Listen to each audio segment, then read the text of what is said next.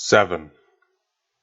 As she'd mentioned earlier, it was Asuna's belief that out of all of the actions possible in this virtual world, the only real one was sleep. Everything else was a sham. Walking, running, talking, eating, and fighting. All of these things were simple digital codes sent to and from Sword Art Online servers. Nothing the in-game avatar did caused a single twitch of a finger on the real-life body reclining in bed. The only exception occurred when the avatar lay down for the night, the real brain engaged in what must be sleep. So above anything else, she wanted to make sure that she had a good night's sleep at an inn's town. It proved to be harder than it seemed. The constant stress and rhythm of battle in the wilderness and dungeons left no time for reflection. But when she returned to town and lay down in bed, she fell into an endless replay of her actions from the month before. Why had she indulged in such a strange whim that day? Why wasn't she satisfied by touching nerve gear? Why did she put the formidable headgear on and think, and say, Link start? Whenever she fell into a light sleep reflecting on that particular regret, she had nightmares. It was a crucial time for her. The winter of her third and final year of middle school. And because of this stupid game, Asuna's classmates were no doubt laughing at her failure. Her relatives were pitying her for falling off the career path that had years left to play out. But worst of all, her parents, staring down at her comatose body in some hospital room, their faces hidden. She'd twitch awake with a jolt, then check the clock in the lower left corner of her vision to find that at best she'd only been asleep for 3 hours. After that, no amount of lying in bed with her eyes closed would bring her back to sleep. In a way, if she'd just been able to get a good night's sleep, Asuna wouldn't have driven herself to punishing dungeon crawls for 3 hours of 4 days at a time.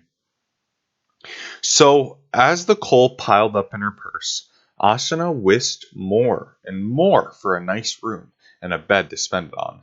The inns in the world were cramped and dim, and whatever material the beds were made from, they were noisy and tough.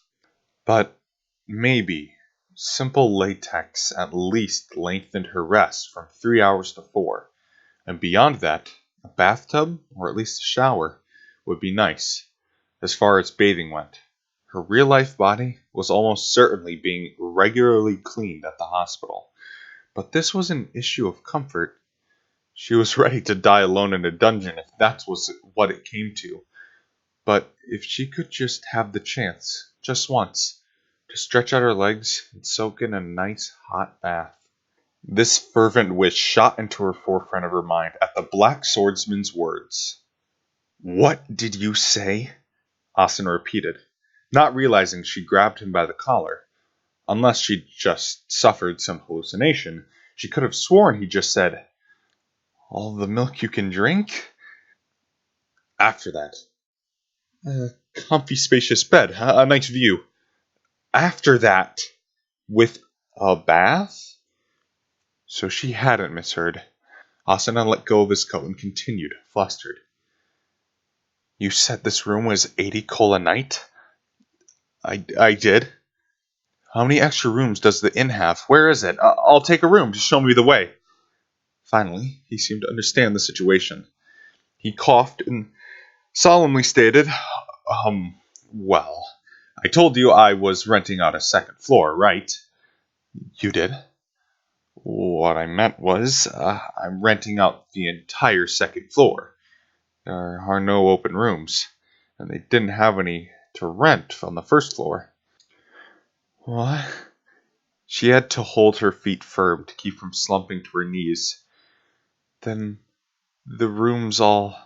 He seemed to understand what she was trying to ask, and respond regretfully, his eyes wandering.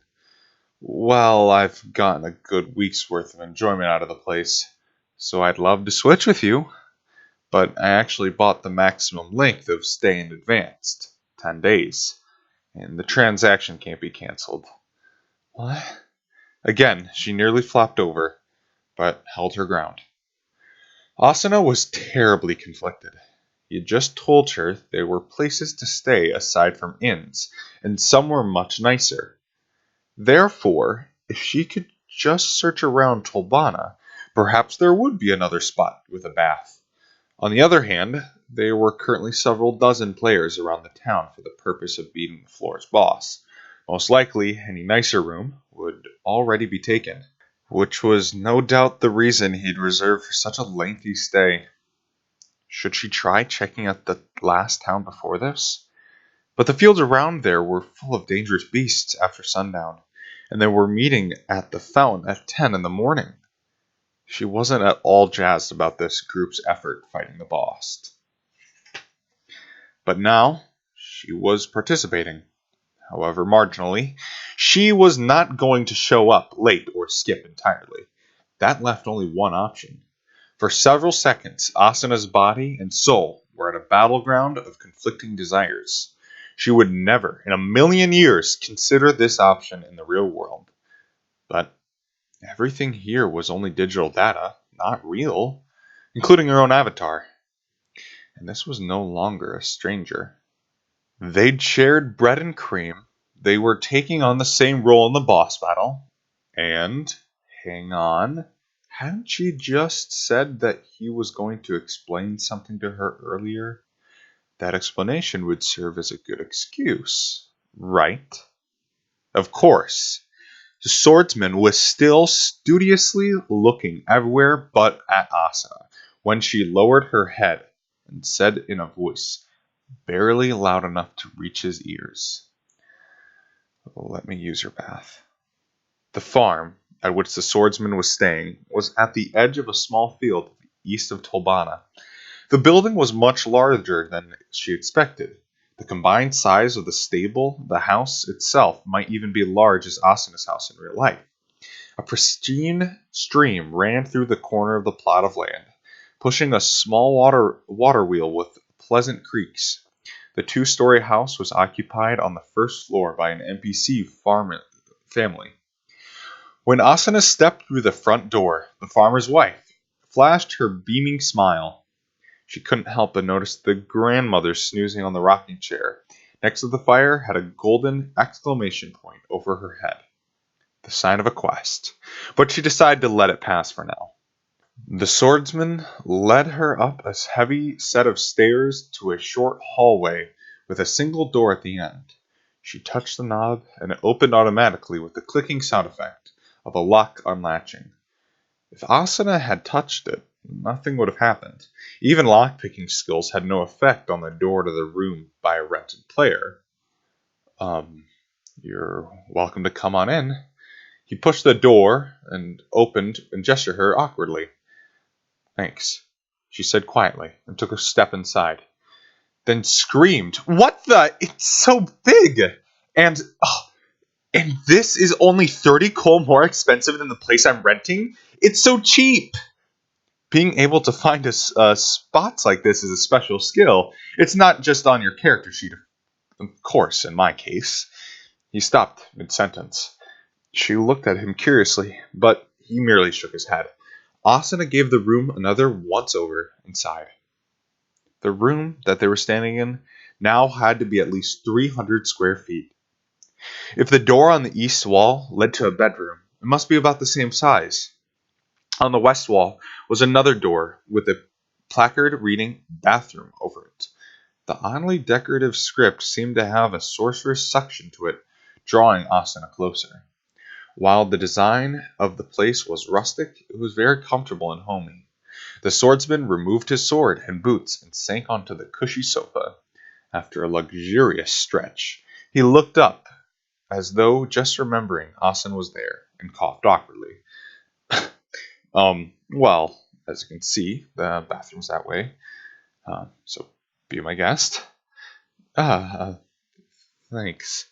Felt a bit rude to visit someone's room and plunge right into the bath, but it was far too late to observe restraint now.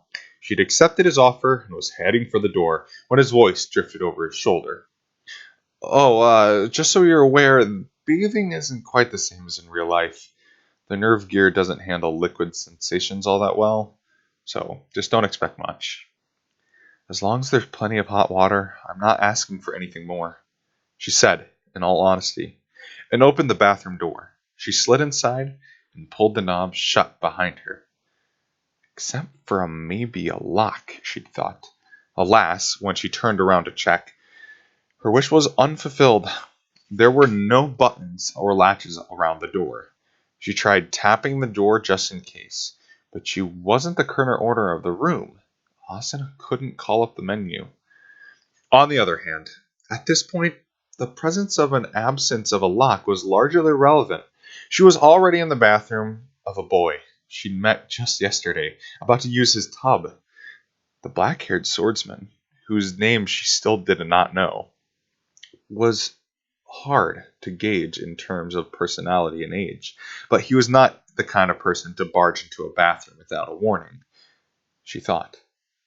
And if he did try it, they were in a safe limits of the town, which meant any anti-crime code was in effect. Asuna tore her gaze away from the door and looked to the south. Wow, she murmured. Even the bathroom was large. The northern half of the changing area, complete with a thick, soft carpet and shelves of untreaded wood on the walls. The southern half was polished stone tile, most of which was covered by a large white bathtub in the shape of a boat. High on the brick wall faucet in the shape of a monstrous face, in clear liquid, was shouting out its terrific force. The hot water and its thick white steam filled the bathtub up with the very lip, cascaded onto the tile floor, where it ran down and drained into the corner. Common sense said there was no way the medieval European manners this building was modeled after contained such a deluxe hot water plumbing. Asuna was not going to fault the design inaccuracies of the virtual world. However, weakened, she opened her menu window and hit the equipment removal button on the mannequin that took up the right half of the screen. All of the things she'd been wearing for days and weeks, the hooded cape, the bronze armor that covered her chest, the long gloves and boots, and the rapier at her waist, disappeared instantly, and her long chestnut hair fell across her back. All that remained were woolen three-quarter sleeve tunic and tight leather pants. The equipment button now read "Remove all clothes." So she pressed it again. The top and bottom disappeared, leaving only two pieces of simple underwear. Asuna gave the door another quick glance, and then pressed the button one last time, which now read "Remove all underwear." With just 3 button presses, her virtual avatar was completely unequipped, and she felt a chill on her virtual skin. The floating castle, with the odd name of Aincrad, did seem to follow concept of seasons, and the room was quite chilly, in keeping with the early December date. She quickly crossed the room and straddled the ceramic tub. When her foot sank into the water, the sensory signals hit her brain like a wall. She stuck her head into the flow of the water from the faucet, resisting the urge to slide entirely under the surface just yet. Only when the warmth covered her entire body and took the chill of the air off did she slip into the hot water on the tub, back with a splash. There was no holding back in that sigh of contentment. As the black-haired swordsman had warned her, it wasn't a perfect representation of a bath. Most of the details were just slightly off. The connection between her skin and the water, the pressure of the body, the glimmering reflections of light on the underside of the face. But, as with eating, there was enough preset bathing sensation programmed into the system for her to be able to close her eyes, stretch her limbs, and relax. It was a bath. And not just any bath, but a deluxe one, nearly 6 feet long and full to the brim. She sank up to her lips, eyes closed, letting every muscle relax, and thought, I can die happily now. I have no regrets left. Ever since she had left the town at beginning, 2 weeks earlier, Asuna thoughts had followed one stark philosophy. As long as she was at this deadly game, was effectively impossible to beat. All 10,000 players would eventually die, in a world where everything was false. Dying sooner or later made no sense, in which case she'd rather keep moving forward as fast as she could until there was no longer to go on. At the strategy meeting the last 2 days, Asuna had observed the scene with cold disinterest. Who was a former beta tester, whatever that was, how the loot would be distributed, these things didn't matter. Tomorrow morning, they would attempt the greatest challenge the first floor of Aincrad, which had already claimed 2,000 victims. A merely 40-something people would never overcome such a hurdle on the first try. There were very high possibilities that they would all die if they didn't retreat in ignoble defeat first. The reason Asuna was so willing to go out of her normal comfort zone for this bath was because she just wanted one more before she died. Now that her wish had been fulfilled, she was completely prepared to disappear from this world forever at tomorrow's boss battle. That black bread with cream on top? What would I give for one more of those before I die? Asuna was disturbed by the desire that suddenly rose within her. She opened her eyes and sat up slightly. That flavor wasn't bad, but it wasn't an absolute fake. It was a polygonal model attached to some simple variables that dictated its taste. But then the same could be said of this bath. What looked like hot water was simply an in-game boundary, with the transparency and refraction numbers calculated to look real. The warmth that enveloped her body was just a string of numbers sent to her brain by nerve gear. But even back in the real world, the world which she'd lived her entire life up to a month before, had she ever wanted to eat something as badly as she did now? Had she ever wanted to take a bath as badly as she did before this very moment? The full course menus of organic food she'd dutifully but mechanically eaten as her parents commanded, or the virtual roll of bread her body craved so much it made her drool. Which was the real thing? Sensing that she was considering something very, very important, Asuna held her breath. 8. Who knew that just keeping my glance from drifting towards the bathroom door would require such a difficult saving throw against my temptation? I was lying deep in the sofa, turning all my concentration on the copy of Argo's first floor boss guidebook I'd received earlier that day. But no matter how many times my eyes passed over the simple, easy-to-read font, none of the content stuck in my mind. Well, still better than it would be in real life.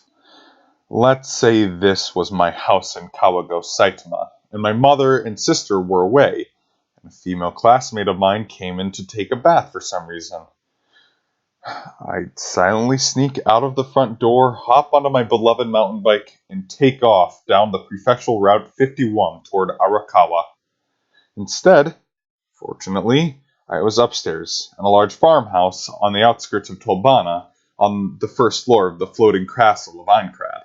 And I was not geeky teenage MMO fanatic, but Kirito, the swordsman. As long as my body was in this virtual avatar, nothing would happen to me. Even Asuna, the fencer, excited from the bathroom.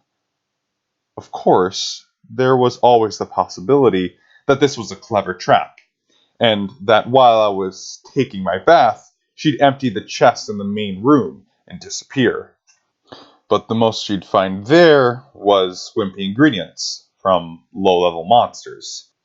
And there was no need to take my turn after her. She'd emerge, and I'd say, "Good luck tomorrow," and she'd be on her way. The end. I shook my head rapidly, and I was setting the guidebook down on the coffee table when I heard something. There was a rhythmic sound at the door. To the hallway, not the bathroom.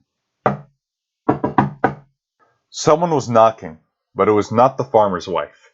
That particular rhythm was the signature of someone else. I leapt up with a start and nervously turned around to stare in the direction of a thick oak door and the person standing on the other side, Argo the Rat. Out the south-facing window, into the front yard, onto the donkey tied up outside the stable, then down the path through the forest and onto the labyrinth.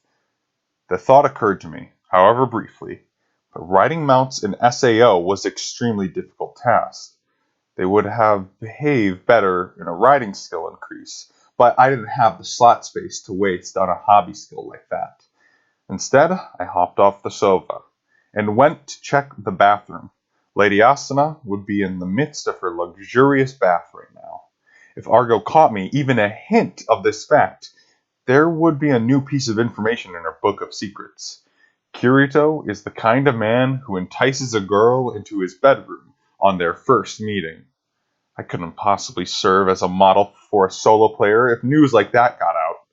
But fortunately, all doors in this world were totally soundproof, with certain exceptions.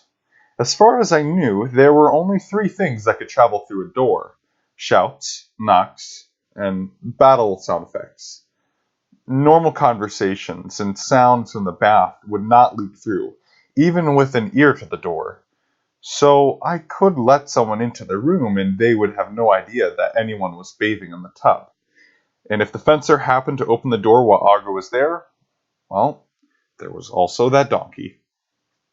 The above thoughts flashed through my brain as quick as combat reactions, and I approached the hallway door, steeled myself, and opens it. Once I confirmed who it was, I gave her my prepared line. "Strange for you to come visit my room directly." Argo the Rat's whiskers-drawn face looked suspicious for a moment. Then she shrugged. "I guess. The client says I have to get an answer out of you before the end of the day." She strode comfortably across the room and thumped down into the exact spot on the sofa I'd just been using. I closed the door and turned to the tray in the corner to pour 2 glasses of fresh milk from the large pitcher there, very carefully keeping myself from glancing at the bathroom door as I returned to the sofa and set the milk on the table. Argo raised an eyebrow and smirked. "Seems almost too considerate for you, key boy. Slipped a little sleeping powder in there, did ya?" "You know that stuff doesn't work on players. Even if I did, we're inside town limits." Argo paused a moment to reflect, then admitted I had a point. She raised the glass and downed the entire thing in one swallow. "That was good. Pretty high taste setting for being all you can drink. Think you could bottle it up and sell it?" "Unfortunately, it's only valid for 5 minutes after leaving the building. Even worse, it doesn't just disappear, it turns absolutely disgusting." "Oh, I didn't know that. Nothing scarier than free food." I kept praying that she'd get to the damn point, but there was no telling what would happen if she sensed my impatience. With a straight face, I picked up the guidebook I left on the table and smacked it. "Speaking of free stuff, what about this? Now I'm a happy customer of your work, but I was buying these books for 500 colt each. Then, at yesterday's meeting, Agil the Axe Warrior said that you're giving them out for free?" I said, sourly. She hissed with laughter. "It was all thanks to you and the other front runners purchasing the first batch that I was able to make a second printing distribute for free. But don't worry, all the first printings have an authentic Argo signature inside." "I see. Well, that's a great reason to keep buying." This free distribution must have been Argo's way of taking responsibility for the beta tester's background. I wanted to open her up and ask her about directly, but even between us, there was an unspoken taboo about discussing the beta. Plus, as a former tester who'd never lifted a finger to help the player population, I didn't have the right to ask. Argo swung her brown curls and cut through the heavy silence. "Well, do you mind if I cut to the chase?" "Please, please, please," I silently screamed, nodding politely. "As you can see, probably guessing from the fact I mentioned a client disregards the potential buyer of your sword. If you accept today, the offer will be 39,800 coal. 39? I nearly screamed, but held it in. After a deep breath and several seconds, I finally spoke. I don't mean to disrespect you, but are you sure this isn't some scam of some kind? 40,000 is more than this weapon is worth. The basic anneal blade costs about 15,000 coal, right? With another 20,000, you can buy all the materials to augment this up plus 6 without any trouble. It might take a little time, but with just 35,000 coal, you could get the exact same weapon as mine. I said the exact same thing 3 times just to be sure. Argo spread her hands, a rare expression of disbelief on her face. I crossed my arms and leaned back into the sofa. All thought of the situation in the bathroom forgotten now. This was the new topic demanded my attention. The idea of losing money from this situation burned me up inside, but I felt worse letting my curiosity go unanswered. It took an act of will to make a counteroffer to Aincrad's first information dealer. Argo, I'll pay 1,500 coal for the name of your client. Check with the other side to see if they add to that. All right. Argo nodded, opening her window and shooting off an instant message with her flying fingers. When the response arrived a minute later, she twitched an eyebrow and shrugged broadly. It says they don't mind telling you. I was now thoroughly baffled, but I opened my window and extracted 1,500 coal anyway, stacking the 6 coins on the table in front of Argo. She grabbed them, picked them up, and flipped them, one by one, into storage with her thumb, nodding to signal her completion of the deal. Actually, Keyboy, you already know his face and name. He caused quite a scene at the strategy meeting yesterday. You mean Kabao? I whispered. She nodded. Kabao, the man who burned with righteous fury towards former beta testers. He was the one paying 40k for my sword. I did recall that the weapon hanging across my back was one-handed sword, just like mine, but yesterday was the first time we'd been face to face, and it was over a week ago that Argo had brought the first offer to the particular client to me. The information that I'd paid 1,500 coal for left me even more confused than before. I crossed my legs onto the cushion to think over this development. Just to be certain, Argo asked me, I take it there'll be no deal on the sword again. Nope. I was not going to part ways with my favorite sword for any sum of money. I nodded my assertion and sensed the rat getting to her feet. Well, I better be off then. Make good use of that guide, you hear? Yeah. Oh, and before I go, I'm gonna borrow the other room. I gotta change into my night equipment. Yeah.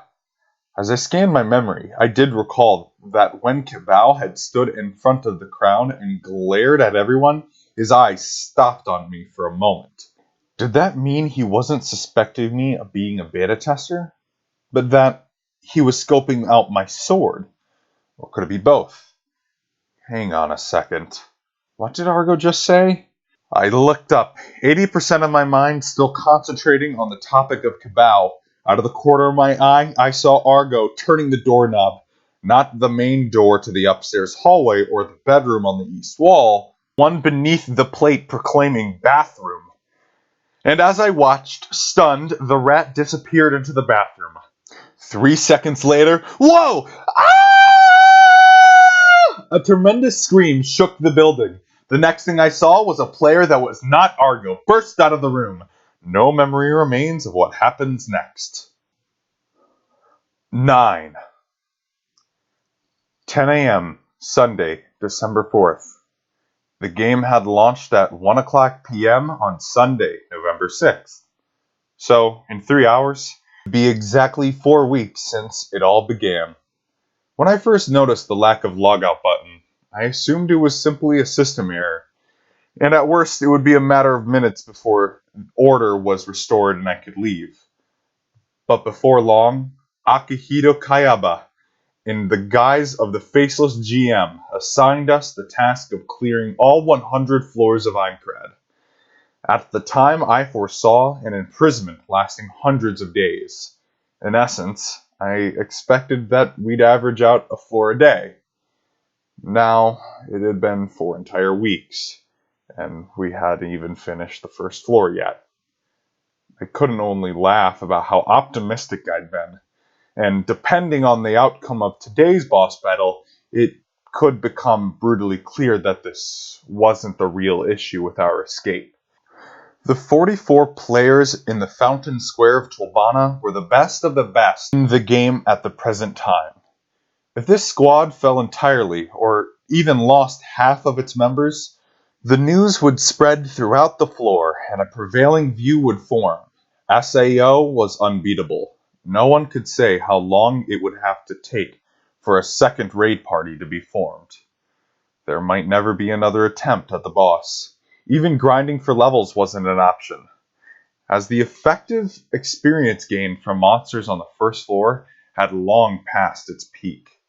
Everything rode on whether or not the stats of Ilfang, the Kobold Lord, boss monster of the first floor, had been altered since the beta. If the king of the kobolds was only as tough as I remembered him being, it shouldn't be impossible to get through the fight without any fatalities. Even with our limited levels and equipment, it just depended on whether or not everyone could remain calm and perform their duties knowing their lives were on the line. My brain overheating with all the mental calculations, I looked at the players that took my side, took a short breath, and let it out with an awkward smile. Asuna, the fencer's side profile, had hidden her deep hood. Seemed no different from the time I'd first seen her in the labyrinth 2 mornings before. It was both as fleeting and fragile as a shooting star, and as sharp as steel. Compared to her calm manner, I was a nervous wreck. I continued staring until she suddenly turned and shot me a cold glare. "What are you looking at?" she whispered, voice quiet but full of menace. I shook my head rapidly. She'd warned me this morning that if I so much as recalled the reason why she was furious, she'd force-feed me an entire barrel of sour milk. Whatever happened, it was a blank blur in my mind. "Nothing," I tried to say nonchalantly. She flicked me another glare as sharp as the tip of her rapier, and turned away. I began to wonder if this foul mood might affect today's battle. True, no one else was relying on us for help. We were practically extras, but still. "Hey!" came a decidedly unfriendly voice from behind. I spun around. A man with his short brown hair fashioned into spikes stood before me. I flinched backward. Of all the people I expected might talk to me today, Cabal was the last. I stood there, dumbfounded. He glared up from me and growled, "Now listen up, and listen good. Y'all stay in the back today. Don't forget your role. You're our party's support, nothing more." I was already quiet by nature, but no one could have come up with a better response.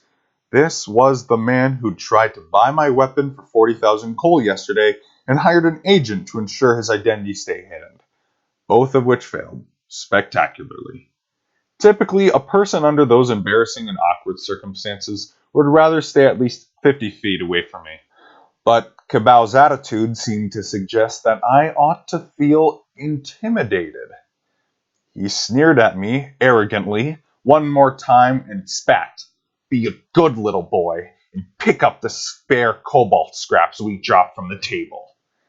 And with a glob of spittle on the ground with a final flourish, Cabal turned on his heel and strode back to his party, Team E. I was still staring in dull amazement when a voice beside me snapped me back to my wits. "What's up with him?" It was Asuna, the other half of y'all. Her stare was about 30% scarier than the one that had just been fixed on me. I don't know. Guess he thinks solo players shouldn't get full of themselves, I murmured without thinking, then tacked on a silent addendum. Or perhaps that beta testers shouldn't get full of themselves. If that hunch was correct, Cabal almost certainly suspected that I was a former beta tester myself.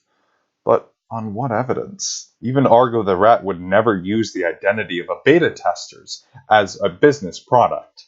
And I never spoke a word of my beta history to anyone. I watched Cabal retreating back with the same sense of unease I'd felt yesterday. Huh. And without realizing it, I'd lent out a grunt of understanding. Yesterday, he tried to buy my Needleblade +6 for a massive price of 40,000 coal. That was an undeniable fact. He clearly meant to use it in today's boss fight. Putting aside whether he could handle the extra weight of the points I'd put into durability, his motive seemed obvious enough to me.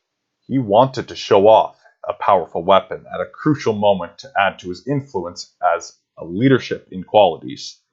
But if that were the case, he ought to have used 40,000 coal on a different set of weapons or armor when the deal fell through.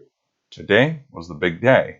But Cabal's scale mail and one-headed sword on his back were the same as what he'd worn at the planning meeting. It wasn't a bad weapon, but he had the time and more enough money to arrange something better. In fact, at my advice, Asuna had upgraded her weapon from the store-bought iron rapier to a rare drop weapon, the Wind Fleuret, +4. What was the point of keeping 40,000 coal in storage when you were about to undertake a battle that could easily be fatal? I had no more time to follow that line of thinking. Diavel, the blue-haired knight, was standing in his familiar spot at the lip of the fountain, exercising his clear, loud voice. Okay, everyone. First, thanks. We've got all 44 members from all 8 parties present. A cheer rippled through the square, followed by a spray of applause. I begrudgingly abandoned my musing and clapped along with the others. With a hearty smile from the crowd, the knight raised a fist and shouted, "To be honest, I was prepared to call off the entire operation if anyone had failed to show up. But it seems that even entertaining that possibility was an insult to the rest of you. I can't tell you how happy I am. We've got the best damn raid party you could possibly want. Except for a few more bodies to round up to a nice even number." Some laughed, some whistled, some thrust their fists just like him.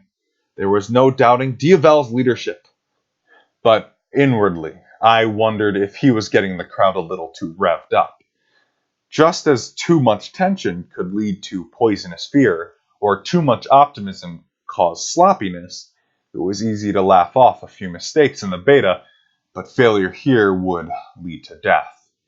Being on the uptight side was preferable in this case. I scanned the crowd around me and saw that the Axe Warrior, Agil, and Team B arms crossed and their faces hard. They could be counted on in a pinch. Cabal, his back turned to me, so I couldn't read his expression. After everyone had gotten on their jeers, Diavel raised his hands in air for a final cheer. "Listen up, everyone. I just have one more thing left to say." He reached down and drew his silver longsword, brandishing it high. "Let's win this thing!" I couldn't help but feel that the roar of excitement that ensued bore more than just a little resemblance to the screams of 10,000 that I'd heard at the center of the town beginnings 4 weeks earlier. 10. The procession from Tolbana to the labyrinth towered picked at Asuna's memory. After a few minutes of mulling it over, she finally realized what she was remembering. The school field trip from this January. They'd traveled to Queensland, Australia. Her classmates were thrown into a tizzy by the shift from the midwinter to Tokyo to blazing midsummer in the Gold Coast. They were rapturously excited no matter where they went. There was nothing, not a single thing, that linked the two experiences, but she felt the atmosphere emanating from the 40-odd players marching through the tree-lined path was very similar to her schoolmates. Endless chattering, frequent bursts of laughter, The only thing that seemed different was the presence of monsters that could burst out of the trees at any moment. But with these confident warriors, they'd been able to dice up any foes in seconds. Asuna and the swordsman at her side were at the rear of the procession. She turned to him and started up a conversation, choosing to overlook the atrocity that had occurred the night before. Hey, before you came up here, did you play other MMO games? Is that what you call them? Yeah, I suppose. He bobbled his head, still a bit intimidated. Does traveling around in other games feel like this? You know, like a hike? I wish, he laughed, and then shrugged. Unfortunately, it's not like this at all in other titles. See, if you're not in a full dive, you have to use a keyboard or a mouse or a controller to move around. You barely have any time to type anything in the chat window. Oh, I see. Of course, there are also those games with voice chat support, but I never play any of those. Ah. Asuna tried to imagine a mob of game characters running silently on a flat screen monitor. I wonder what the real thing would feel like. Huh? The real thing? He turned a skeptical glance at her. She tried to describe the image in her head. I mean, if there really was a fantasy world like this one, and a bunch of fighters and magicians teamed up to be on one adventure to defeat a terrible monster, what would they talk about on the road as they traveled? Or would they just march in silence? That's what I mean.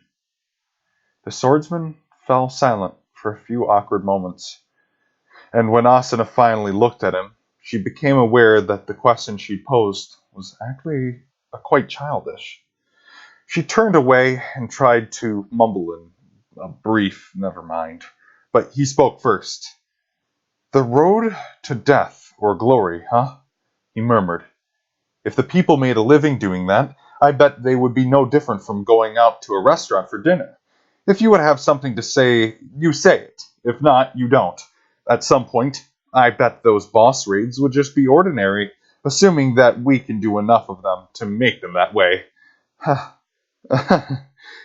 She couldn't help but giggle at the silliness of the statement, and then apologized quickly to cover it up. Sorry, I didn't mean to laugh, but that was really weird. This place is the polar opposite of ordinary. How can you make anything here that would be normal? Good point. He chuckled quietly. But today makes 4 whole weeks in here. Even if we do beat this boss, there are 99 more floors ahead.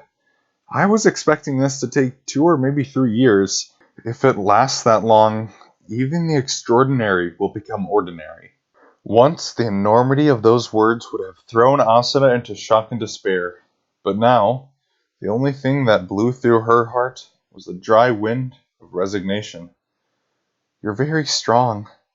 I don't think I could do that. Surviving here for years and years? That's much more frightening to me than dying in today's battle. The swordsman gave a brief glance, thrust his hand into the pockets of his greatcoats, and murmured, You know, there'll be an even nicer baths on the higher floors, if we can get there. Really? She asked without thinking, then gasped. She fought down her rising embarrassment and gave him a quiet warning. So, you do remember. In that case, I'll be feeding you an entire barrel of sour milk. Which means you'll have to survive this battle first.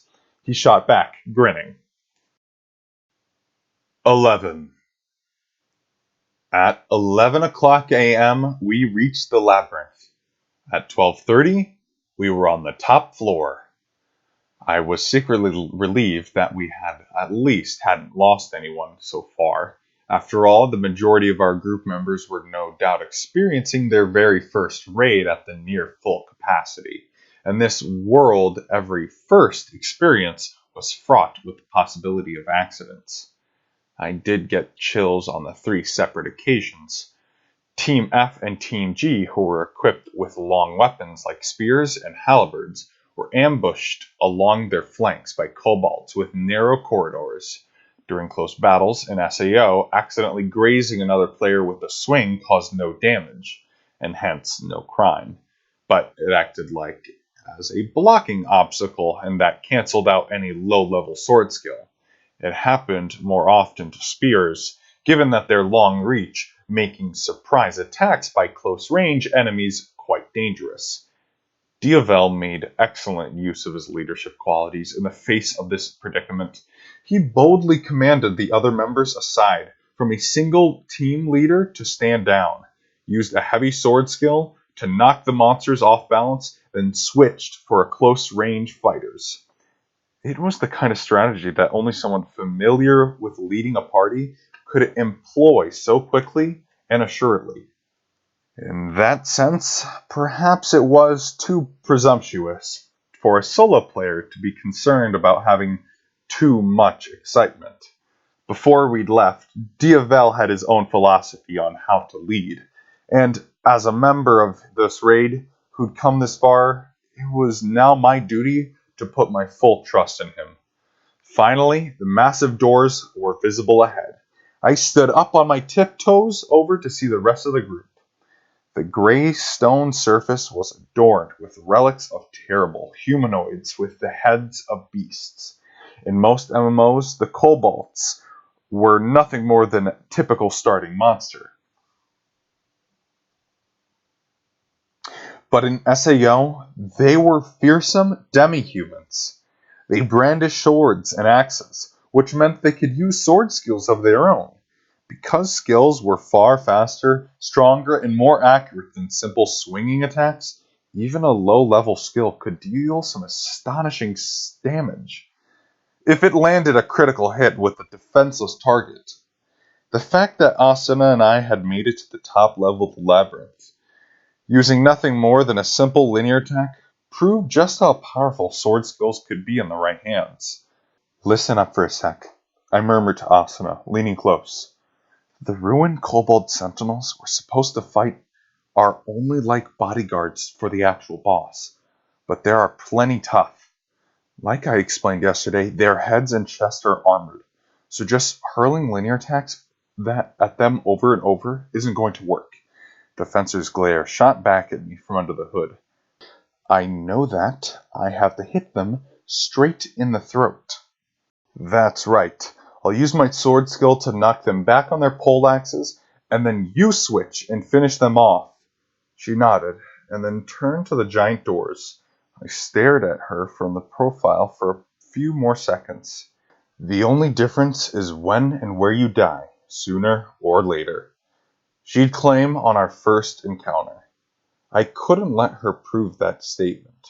Asuna's linear suggested an incredible talent that she had no idea. Not all shooting stars burned up in the atmosphere. Some of them withstood the fires and made their way to Earth.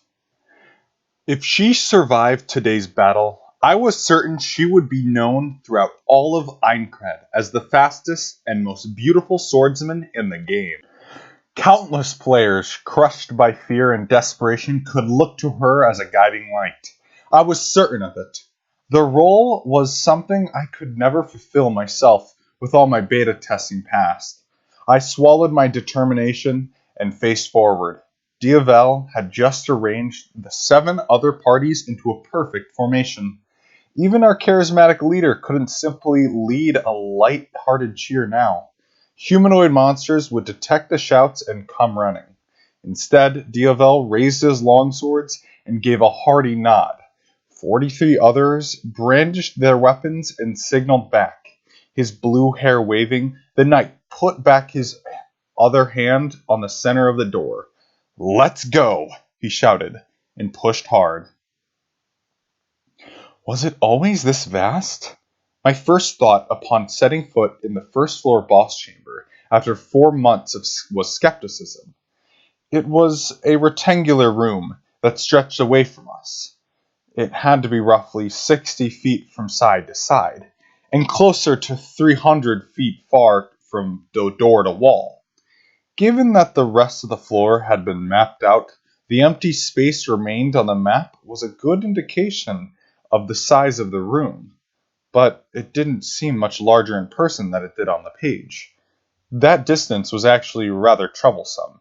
The giant doors on Aincrad's boss chamber did not close during a battle. If all seemed lost, there was always the option of running back to the door to avoid total defeat. However, turning your back to the opponents left a player defenseless against long-distance sword skills that could cause movement delay. If not a total stun effect, therefore, it was better to retreat backward while still facing the boss. In a vast room like this, that distance might seem endless.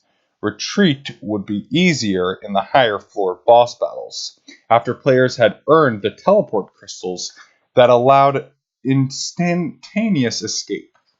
On the other hand, they were extremely expensive, so using them would be very costly retreat indeed. As I pondered the various scenarios for withdrawal, a crude torch on the right wall of the dark chamber audibly burst into life. One after the other, torches lit themselves down the walls. With each successive source of light, the gamma levels in the room increased. Cracked paving stones on the wall, countless skulls of various sizes, an ugly but massive throne at the far end of the chamber, and a silhouette seated upon it. Diavel brought down his sword in its direction. At that signal, 44 warriors raised a valiant roar and raced through the chamber. First down the chamber was a hammer-wielding fighter with a large heater shield, like a metal plate. The leader of the Team A. Just behind them and to the left were Agil, the Axe Warrior, and his Team B. On the right were Team C, made of Diavel and his 5 party mates, and Team D, led by a man with a very tall greatsword. Behind that line were Kibao Team E and other 2 armed teams, F and G. Last of all, 2 forgotten stragglers. Just as the leader of the head Team A reached 60 feet from the throne, the previous immobile figure leapt up ferociously. It did a flip in midair and landed with an earth-shattering crash, and then opened a wolf-like jaw and roared, "Growl!" The appearance of Ilfang, the Kobold Lord, king of the beasts, men, was exactly as I remembered it. His burly body was covered in grayish hair and easily over 6 feet tall. His reddish gold eyes glinted menacingly, thirsty for blood. In his right hand was an axe fashioned from bone, and in his left a buckler of skins and leather. Hanging from the back of his waist was a massive talwar that was nearly 5 feet long. The Kobold Lord raised his bone axe and swung it down upon the leader of Team A with all his strength. The thick heater shield took the brunt head on, and a bright flash of fierce shudders filled the room. As though the sound was a signal, 3 heavily armored monsters leapt down from the holes in the high side walls. These were the ruined Kobold Sentinels that accompanied their leader. Kobold Team E and their backup Team G descended on 3 to draw their attention. Austin and I shared a look and dashed over to the nearest kobold.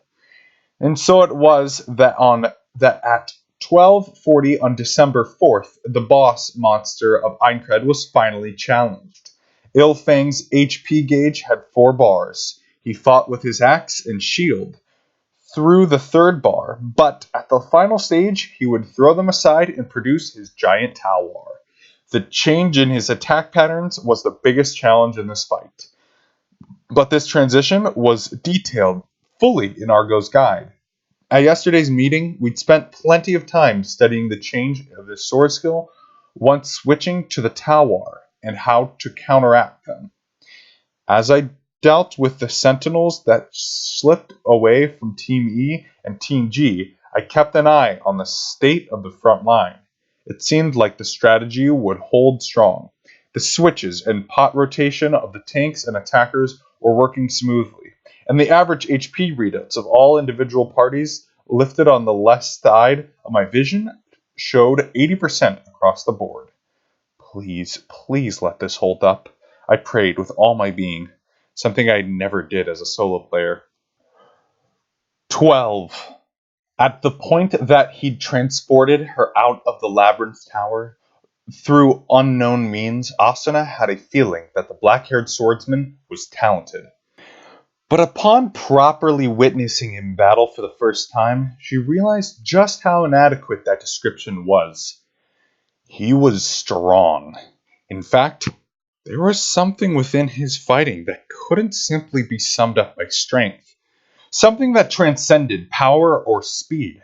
Something that suggested the next dimension. Asuna had no experience with online games or full dive systems, so she didn't know how to put this idea into words. If she had to describe it, he was optimized. There was no waste of movement, or anything he did. His skills were precise. His strikes were heavy. With a quick swipe, he knocked the kobold warrior's frightening halberd high into the air and shouted a switch command, and floated backwards. When Asuna leapt in to take his place, the kobold was still in the process of recovering its balance, leaving her enough time to unleash a linear thrust into the weak throat. It was all very simple. She thought back to what she'd said on their very first meeting. Your attacks are overkill. They're inefficient. To whom she'd asked what was wrong with being thorough. At this point, she'd understood that there was plenty wrong with that. Eliminating waste created better poise, and poise widened her viewpoint. These kobold sentinels were supposedly much tougher than kobold troopers. She'd been fighting back then, but she could clearly see the creature's every swipe and kick. After her linear struck its critical weak point, the kobolds only had a sliver of life left. The old Asuna would have evaded the enemy's attack by a hair and then unleashed another linear. But that would have been overkill. As soon as the pause after her sword skill had worn off, she jabbed the same spot with minimal effort. That was enough to reduce the enemy's HP to 0. It burst into blue shards and disappeared. GJ! Came the swordsman from behind her. She didn't know what that was short for, so she offered him a neutral "you too." At this point, the kobold's first HP bar had just emptied. Diavel cried, "On the second!" And more kobold sentinels poured out of the holes on the wall.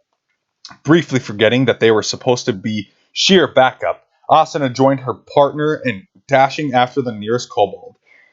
The sword in her hand was brand new to her, but it already felt familiar and precise in the palm of her hand. It was as though everything in the sword, from its leather handle to its sharp, glimmering point, was an extension of her own arm.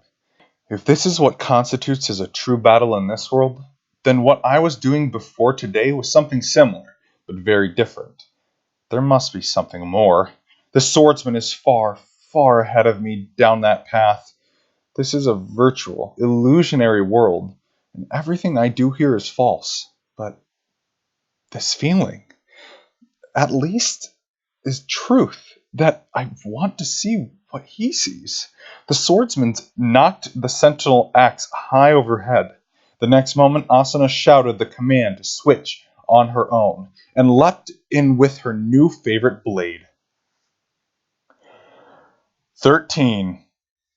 The Battle of the Kobold Lord and his cohorts against 44 players was going far smoother than I'd ever expected.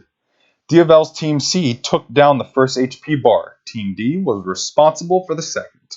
And now Teams F and G were the main attack force halfway through the third bar. The worst that had happened so far was that the tanks in Team A and B going down to yellow zone on their HP. No one had fallen into the danger red zone yet. Team E and the 2 extras had made such easy work of the Kobold helpers that Team G and the other backup groups were able to switch over to the main boss. What stood out to me most was the effort of Asuna the Fencer. Her linear skill had already impressed me on our first meeting, and with a better weapon, it was even sharper, piercing the throats of Kobold sentinels with ease and precision. The amount of time it took from initial motion to damage infliction had been had to be half the ordinary time when allowing the automatic system assistants to take over. I'd been studying and practicing the ways to intentionally boost my sword skills since the beta, and even I wasn't sure I could match that speed. And this was from a total newbie who only knew one skill. A shiver ran down my back at the thought of her limitless potential if she added more knowledge and refined her instincts. If possible, I wanted to see that transformation happen with my own eyes, but I quickly stashed that idea away. When I'd taken the path of self-interest solo player 1 month ago, I'd lost any right to connect with others. My first friend in this world, Klein, was probably still busy leveling up around the town of beginnings, trying to keep up his party members alive. Unrelated to my own bitter remnants, Asuna was just finishing off her second victim. Ruined Kobold Sentinels were rare monsters that did not spawn anywhere else, so even they weren't as lucrative as the boss itself. They still dropped plenty of experience, coal, and items.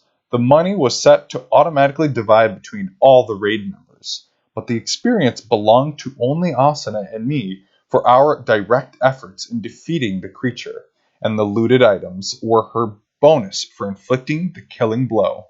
For that reason, if Cabal was perfectly honest, he wanted Team E to do all the killing itself.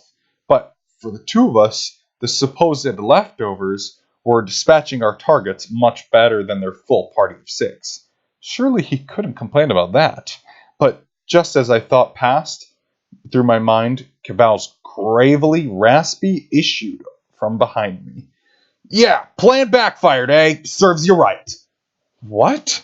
I turned around, confused. Only 2 of the 3 sentinels that spawned in the 3rd stage of the battle were left, and they were nearly dead. We had enough time for a brief conversation before more of them showed up. The cactus-headed swordsman squinted hard at me and raised his voice. "Drop the lame act. I already know exactly what y'all slipped your way into this boss fight." "Why? You mean to defeat the boss? What other reason could there be?" "Oh, you're gonna deny it. You know what you're after." We clearly weren't seeing eye to eye about the substance of the conversation.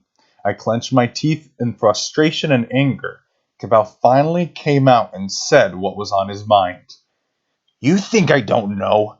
I've heard all about your style. How you've always used dirty tricks to steal the LA in all the bosses." "What?" "LA, last attack." In a way, he was right.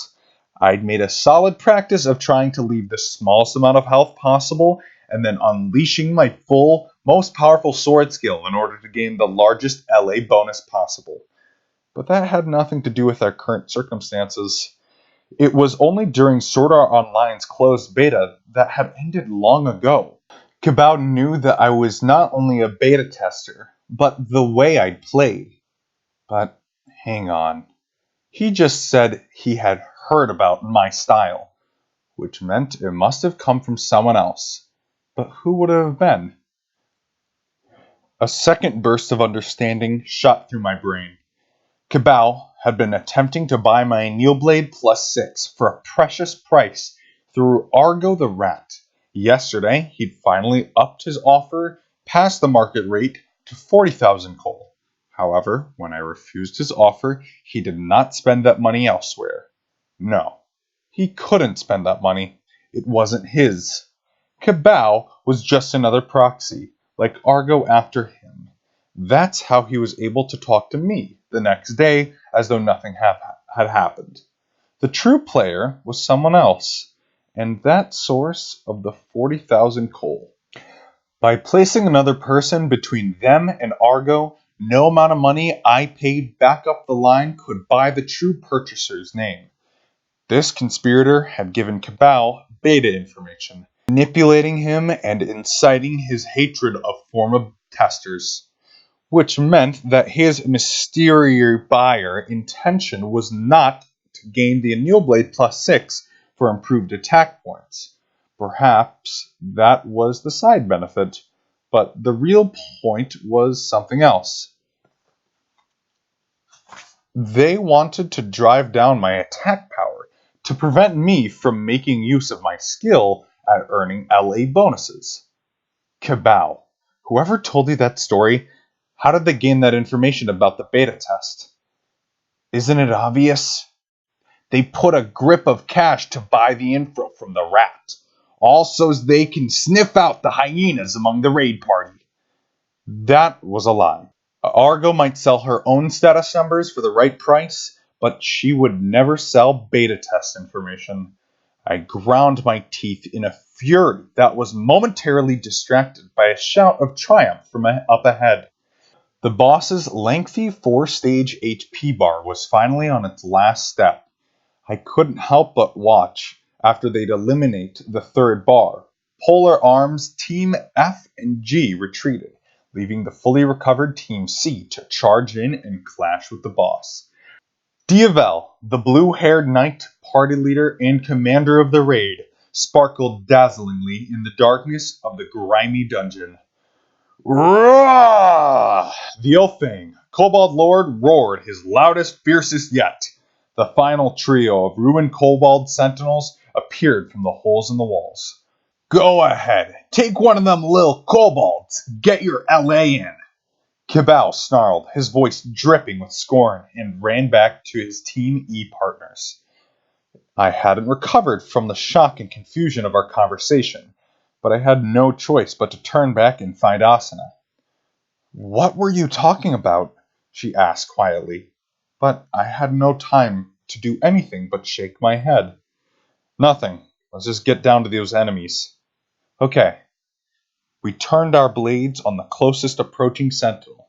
The next instant, I sensed something and looked back to the main battle as briefly as I could. The Kobold Lord had just thrown aside his bone axe and leathered buckler.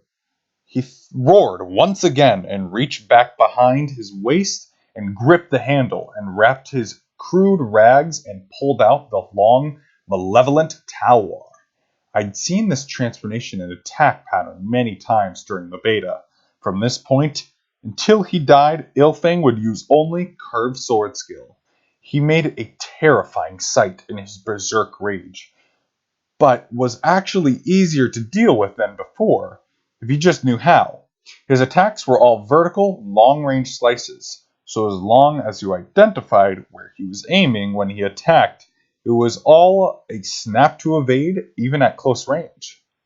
On Diavel's orders, the 6 members of Team C spun into a circular surrounding the boss. This formation would not have worked against a wide horizontal swipes with the bone axe. The order was so precise and confident that you would never guess he had nothing more to go on other than a flimsy little strategy guide. Now the 6 could continue and attacking and evading the Talwar swings until the battle was... A small grunt escaped my throat. In giving Cabal 40,000 coal and attempting to buy my weapon for me, Player X was attempting to prevent me from scoring the last hit for personal gain, or so I presumed.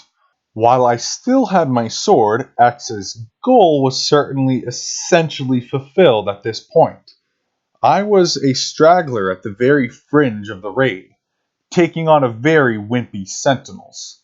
I wouldn't get in within 20 feet of the boss. But in that case, would the identity of player X be whoever was poised to land the last attack now? It made no sense to pony up so much money just to keep me from being successful. The only way that kind of expenditure made any sense was if the Splendor wanted to finish off the boss himself, meaning the mystery player who was manipulating Cabal and knew of my beta test past was none other than... Here it comes! Asuna cried, snapping me out of my train of thought. The Kobold Lord Sentinel lunged forward in his halberd, and only an instant reaction with a slant sword skill was able to parry the blow. Switch! I leapt backward, and Asuna took the front line. Again, I glanced back to the main battle. A good 20 yards to our left, the boss' invincible transformation animation finished, and combat was set to resume.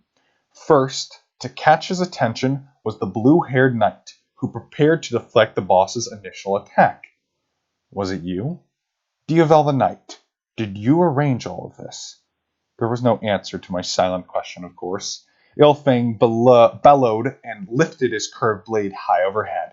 Again, something flickered through my mind. It was alien. Something was wrong. There was a difference between the Kobold Lord I knew and this boss monster. It wasn't his color, nor his size, nor his face or voice. The difference was not in the creature, but in the weapon he held. From my position, I could only see a vague silhouette of the blade. But was it always that slender? The gentle curve was the same shape I remember, but the width of his luster were both different. That texture wasn't crude cast iron. It was tempered, shapen to look like steel. I'd once seen a weapon like that on the 10th floor of Aincrad, a weapon carried by the most fearsome of foes I encountered in the beta. Clad in red armor, that was a monster exclusive weapon, something not available to any player. I gasped, forcing more air into my tense lungs so I could scream with all my voice. No! Get back! Everyone jump back as far as you can! But my warning was drowned out by the sound effect of Ilfang's sword skill. The kobold's massive bulk pounced low on the ground and leapt upward. He twisted his body mid-air, building momentum for his strike. As he fell, all of that accumulated power burst outward in a crimson whirl. Plane horizontal, angle 360 degrees. A wide area katana skill called Tsumari Gurama, spiral wheel. The 6 lights that spun around Ilfang were red as sprays of blood. The readouts from Team C's average HP on the left side of my vision instantly plunged below half into the yellow zone. I could see individual totals if I touched the bar with my finger, but there was no point in doing that. They clearly all suffered the same amount of damage. It was bad enough that the wide area attack took more than a half of a player's full bar. But this attack's effects did not stop there. The 6 members lying on the floor had blurry yellow circles around their heads. They were afflicted with a temporary paralysis, a stun effect. Among the dozen or so negative status effects in SAO, nothing was worse than paralysis or blindness. At most, the effect lasted 10 seconds. But because that was a short span, there were no recovery methods. If a frontline member got stunned, his party members had to jump in without waiting for the switch call and try to draw the enemy's attention. However, they were all stunned. The fight strategy had been meticulously planned out beforehand. All seemed to be proceeding well, and Diavel, the trustworthy and capable leader, was knocked flat to the ground. All of these reasons combined kept the other team raid rooted to the spot. Amidst that eerie silence, the Kobold Lord recovered from his massive attack and prepared to resume fighting. Finally, I came to my senses. Watch out for the follow-up! I tried to scream, as Agil and his party moved in to help, but they were not quick enough. Roar! The beast howled and swung his double-handed blade straight upward from its resting position near the floor. The sword skill Urkfun, or Rising Ship. It was aimed right for Diavel, who was still lying prone on the floor. His silver mailed body rose to the ground as though pulled upward by the pale red arc of light. This move's damage was not so bad, but it was also not the end of the kobold's assault. Its large wolf-like mouth opened up in fierce grin. The sword's blade glowed red again. Urkfun was merely an initial move of a skill combo. The best response when lifted into the air like that was to curl up into a ball and focus on maximizing defense. But it was impossible to know that upon facing it for the very first time. Diavel pulled his longsword in mid-air, hoping to fire back with a sword skill, but the system did not recognize his flailing motion as the initiation of a skill. Ilfang's giant sword caught the knight dead on. 2 strikes up and down, faster than the eye could follow. Then a brief pause and a thrust. If I recalled correctly, this 3-hit combo was called Hiraguri, a scarlet fan. The blows landing on the knight's body burst with brilliant color and crashing sound, the indication of critical hits. His avatar flew 60 feet through the air, well over the raid's party's heads, until he came crashing down right next to me. His HP gauge was down into the red and decreasing rapidly. The odd squeak gurgled up from my throat. I hit the oncoming sentinel's halberd with a powerful slant. It caught the half of the weapon, breaking it in 2 and stunning the kobold. Asuna quickly darted and delivered the fatal blow to its throat. I spun around, ignoring the monster's explosive death animation, and looked at Diavel.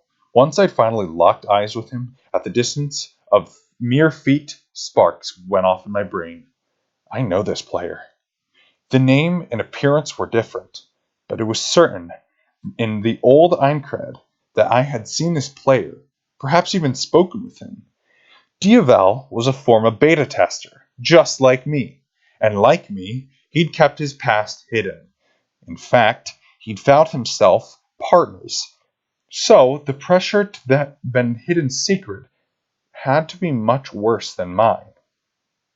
But that former tester's knowledge was poisoning him with the crucial juncture of the end of the first floor in sight. I didn't recognize him, but he knew me, and I knew I scored LA bonuses by the dozens in the beta test of Aincrad. He suspected I would do the same thing again this time. It was highly likely the 4 boss would drop unique items, which would vastly increase anyone's stats. Now that SEO was a deadly, increased power meant increased survivability. Diavel wanted to do anything in his power to get Ilfang's rare loot in order to survive the trials of SAO. Not as a selfish solo player, but the leader of a group. Diavel seemed to understand my conclusion. His eyes, blue as his hair, squinted angrily for a moment, then took on a sincere light. His lips trembled and parted to speak words that only I could hear. You have to take it from here, Kirito. Kill the... He couldn't finish the sentence. Diavel the Knight, leader of the first raid party of Aincrad, turned to blue glass and shattered. 14. A roar, or perhaps a scream, filled the boss chamber. Nearly every member of the raid party was clutching his weapon as though desperate for something to cling to, eyes wide, but no one moved. The idea that their leader would be the first to fall, to die, was so far out of expectations that no one knew how to react. I was no different. 2 options alternated within my head: to run or to fight. We'd suffered 2 major blows. The boss's weapon and skill were not what we'd expected, and our leader was down. The group ought to retreat from the boss chamber immediately. But if we turned our backs to Ilfang to run, his long-range katana skill would stun at least the 10 closest to him, if not more, and lead to many more deaths at the hand of the combo that killed Diavel.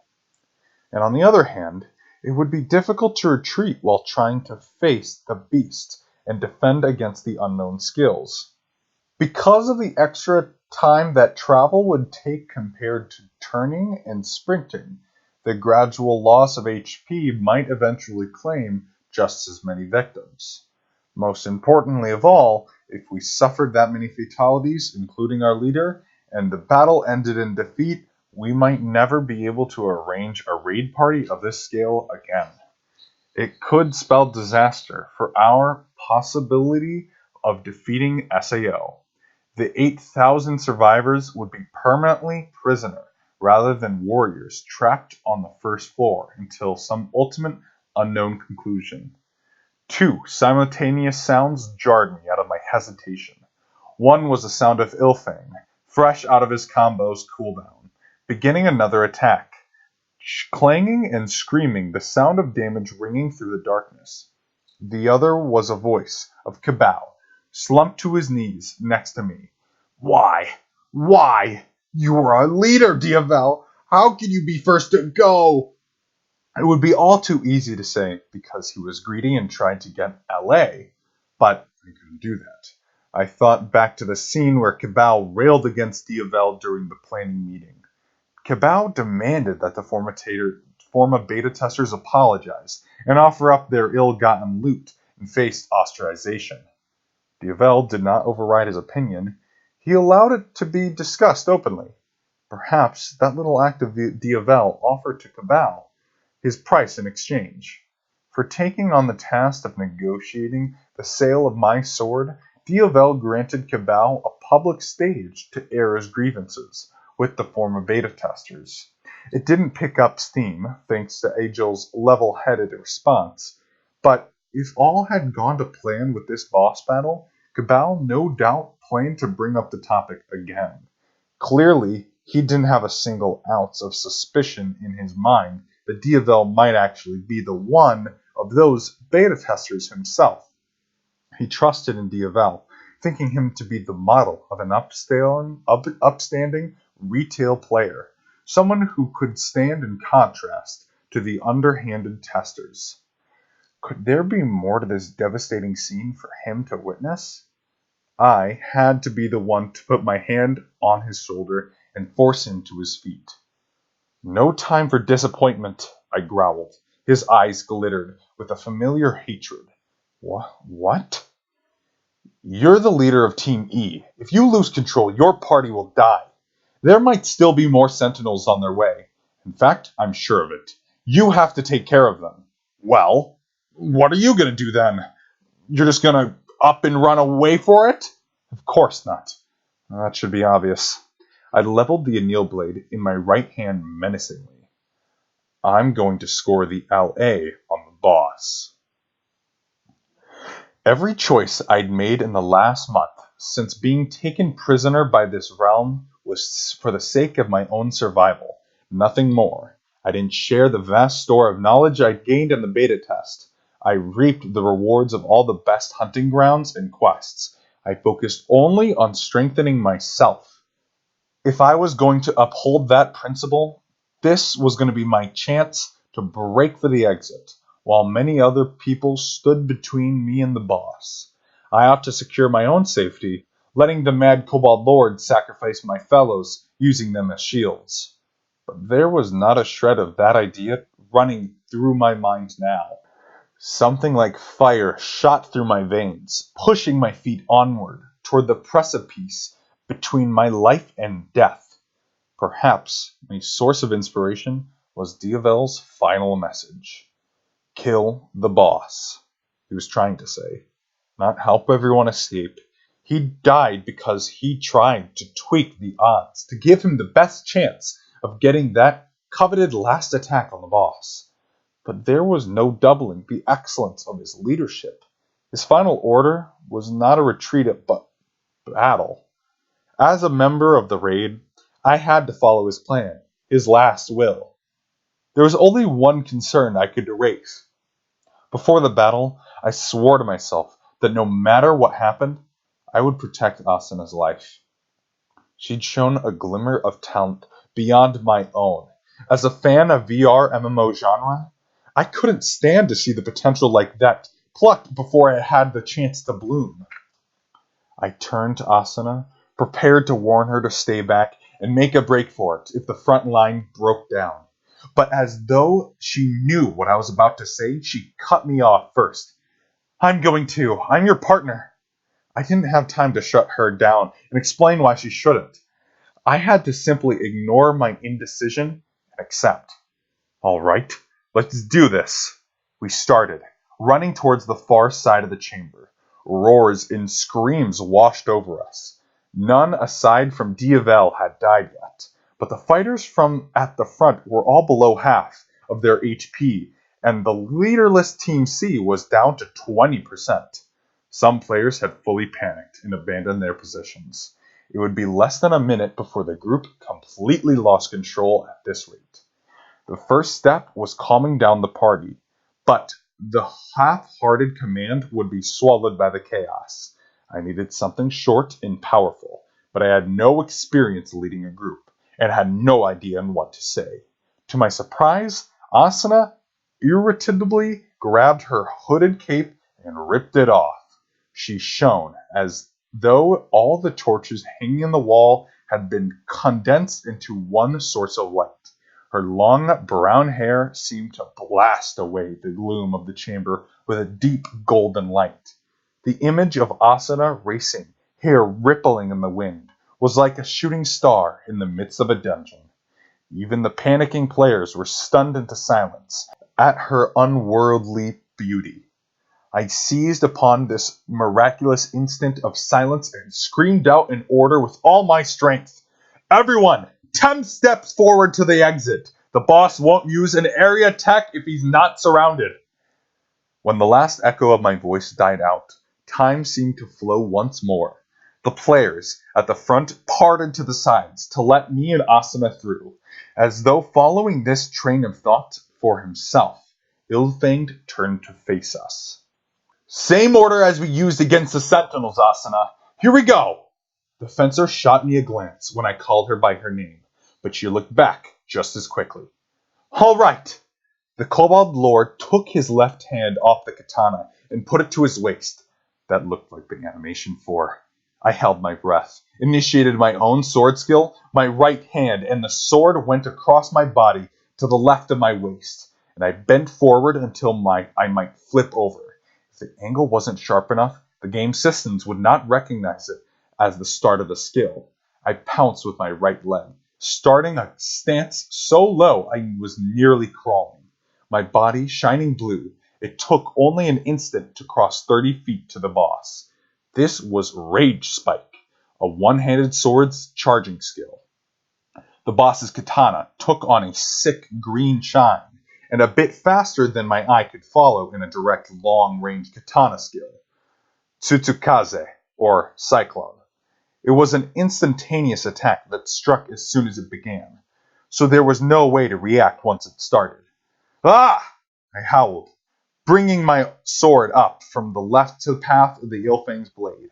Sparks exploded with a high-pitched clanging, and they were both knocked several feet from the force of the collision. Asuna, who had been following behind me my burst of speed, did not miss this opportunity. Siga! Her linear landed deep within the Kobold Lord's right side. His fourth HP bar shrank. Not by much, but it was enough. Even if it felt like the shutter impacted my right hand, I tried to calculate the risk of our situation. When I had faced Ill-Fang's Talwar skill in the beta, it wasn't strong enough to cancel his attacks with my own. But because his katana was lighter than the Talwar, I hadn't lost any HP in our clash. The trade-off was that his moves were now much faster. Was it even possible to deflect or parry the ensuing rush, slipping out from any point? There was one other thing Asuna Linear could dispatch: a Kobold Trooper with 3 hits, and a Sentinel with 4. But this boss's monster HP were far, far beyond simple enemies. I couldn't guess how many hits it would take to finish this off. One advantage to the players fighting a boss was that the enemy's massive size made it easy for many people to attack it at once. So ideally, we had more damage dealers on either side. But all of the teams A through G were heavily damaged at the moment. We couldn't call for assistance until they healed themselves with potions.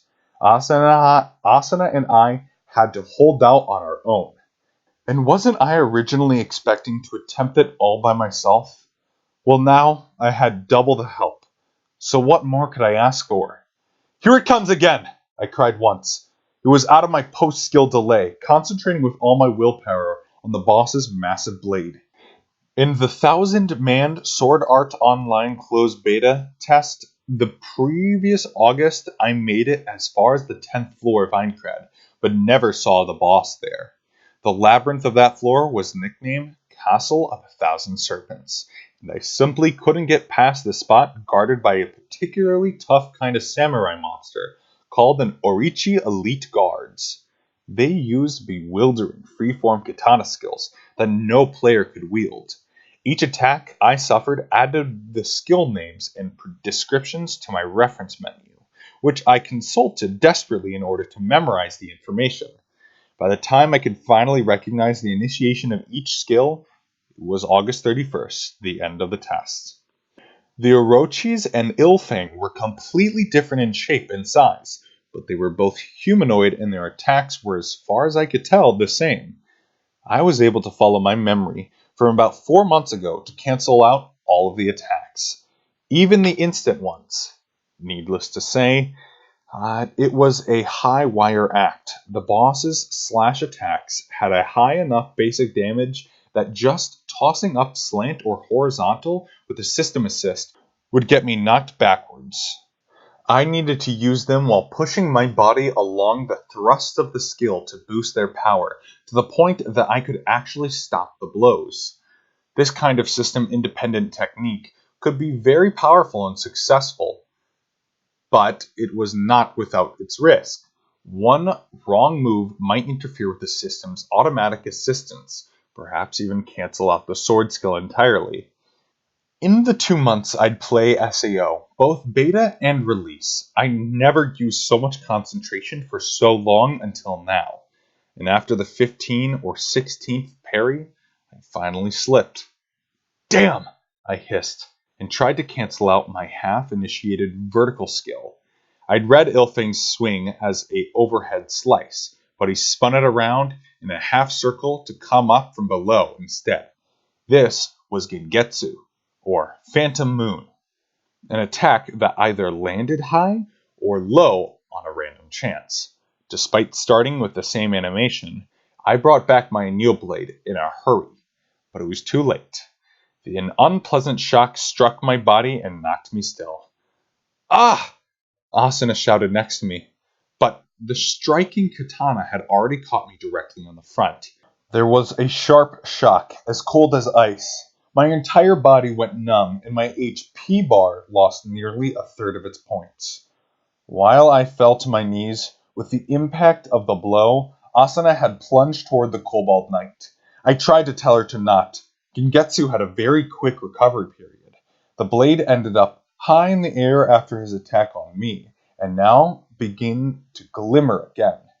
It was Hayaguri, the 3-part combo that had killed Diavel. Nyah! A bellow rumbled forth just as the katana hit Asuna. A massive, glowing green weapon swung just barely over her head, utilizing the two-handed axe skill, Whirlwind. The katana and the whirling axe clashed. The impact rocked the entire chamber, and Ilfang was blasted backwards. On the other hand, the attacker had held firm with nothing more than leather sandals and slid back a few feet. It was the brawny, brown-skinned leader of Team B, Agile. He shot a grin at me over his shoulders while I scrambled in my coat pockets. We'll back you up until you finish your pots. Can't keep forcing damage dealer to do a tank's job. Thanks, man, I replied, pushing down the strange feeling that was rising in my chest with a healing potion. Agile wasn't the one who came forward. Several other players, mostly from Team B, had finished recovering, and they were ready to resume combat. I sent Asuna a look that said I was okay, and I shouted as loud as I could to the rest of the group. If you surround the boss all the way, he'll unleash his full circle of attack. I'll warn you about the trajectory of the attack, so whoever's in the front can prepare to block it. If you don't cancel it with a sword skill, just deflecting it with a shield or weapon should cut down most of the damage. Okay! The others roared in response. The Kobold Lord added his own bellow to the fray, and it seemed as though there were a hint of irritation in it. I checked on the rest of the party, and I was slumped back to the wall, and recovered with some low-level healing potions. As I feared, when I noticed the boss's weapon had been altered, they had added extra ruined Kobold Sentinels to the battle as well. Kabao Team E and the relatively unharmed Polearm Team G were dealing with 4 of the creatures now. They hadn't suffered from too much so far, but I had the feeling that the groups of 4 sentinels would continue to pop up at regular intervals as long as Ilfang was alive. Without any help, the two parties would eventually have their hands full. Between the back line and the front, the most of the grievous wounded party members, such as the survivors from Team C, were working on healing. Frustratingly, potions in this game worked on a heal over time basis, rather than an instant recovery. The gauge that would fill up pixel by pixel. On top of that, once the potion was empty, a cooldown icon would appear at the top and bottom of the player's view, meaning that until the effect wore off, any extra potions would provide no benefits. To add to insult to injury, the weak potions from the first floor NPC tasted disgusting. Because of that cooldown timer, it took a significant amount of time to recover from heavy damage. The common strategy was therefore to switch in with another member once you'd suffer a full potion's worth of damage, also known as pot rotation. But that pattern broke down when there were too many injured to stand and fight. On higher floors, there would be valuable healing crystals that acted as instantaneous as long as you didn't concern yourself with an astonishing price. But those weren't any option for us down here. So the battle would be determined by how long Agile's group of 6 could hold out in the face of Ilfang's fierce attacks. And in order to give them a fighting chance, I had to identify his skills as soon as the tell appeared. I took a knee and focused all of my senses on the boss kobold, shouting out warnings like flat slice from the right or downward from the left as soon as I recognized them. Agile's group followed my instructions, prioritizing guarding with their shields or large weapons, rather than gambling on a neutralizing counterstrike. As a tank builds, they are excellent defense and HP, but not enough to hold the boss's sword skill to 0 damage. Their HP bars shrank bit by bit with every crashing sound effect. And between them all, one fencer danced spryly here and there, Asuna. She was careful, never to pass by Ilfang's front or rear, and whenever there was any delay in his movement, she delivered a powerful linear. Over time, that would raise his aggro level towards Asuna. But the 6 tanks regularly performed aggro skill like Howl to draw the enemy's attention. For nearly 5 minutes, this dangerous, delicate game continued, threatened to fall apart as soon as a single step process failed. Finally, the boss's HP fell below 30%, and his last bar turned red. In a moment of relief, one of the tanks lost focus and stumbled. He lurched to the side and only caught himself when he was directly behind Ilfang. "Move!" I screamed, but I was the fraction of a second too late. The boss sensed that he was surrounded and unleashed a terrible roar. The large body sank to the ground and then launched himself directly upward in the air. His body in katana spun around and around, becoming a single vortex. The deadly full circle of Tsunami Guruma. Ah! I howled, forgetting that my HP had been entirely healed yet. Leapt from the wall. I slung my sword over my right shoulder and pushed hard with my left foot. My back was hit with a sense of acceleration that shouldn't be possible based on my agility as my body flew like a rocket diagonally through the air. The one-handed sword thrust skill, Sonic Leap, that had a shorter range than a Rage Spike, but could be aimed upward like an air as well. The sword took a brilliant neon green blow ahead of me. Ilfang's katana was a fiery crimson. "Get there in time!" I swung, stretching my arm as far as it would go. The tip of the anneal blade +6 followed a wide arc and just barely caught Ilfang's waist before he could unleash his Tsunami Guruma. There were a heavy, sharp-sounding and powerful, unmistakable flash of critical hit. The kobold's large body slumped in midair as he fell to the ground without producing his deadly whirlwind. "Grrr!" he growled, and flailed wildly in an attempt to get to his feet. I'd inflicted him with the tumble status, that was unique to humanoid monsters. Somehow, I managed to land in a balance, and without missing a beat, I pushed every last ounce of air out of my lungs. Full attack! Everybody, surround him! Rah! Argos Gang 6 unleashed the pure frustration of their long defensive shift. They spread around Ilfang and tore into him. With vertical sword skills, axes, maces, and hammers flashed in the spectrum of color and pounded the kobold's body. The explosions of light and sound began to bite serious chunks out of the enemy's HP gauge, which was fixed at the top of every player's vision. It was a bet. If we could lower the Kobold Lord's remaining HP to nothing before he got back to his feet, we won. But if he recovered from his status and instantly performed another Tsuumuji Guruma, he would slice everybody for certain this time. My Sonic Leap was on cooldown. I couldn't attack him in midair again. Agile Group finished their skills animations and initiated the preliminary motions for the next round, when suddenly Ilfang stopped struggling and abruptly sat up. We didn't make it in time, I hissed, when I noticed that Asuna was standing right next to me. Asuna, get ready to do your final linear with me. Okay. I had to grin at how quickly her response echoed my command. 6 weapons snarled at once, and the boss was swallowed by a whirl of flashing lights again. But he did not wait for their onslaught to die down. Ilfang roared and got to his feet. There were barely 3% left to his HP bar, but there it shone, red and prominent. Agile was under a delay and couldn't move.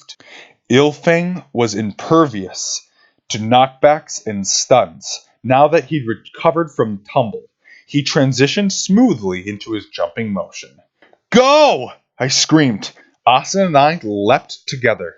She slipped between the tanks and unleashed a furious linear, directly into the boss's left flank.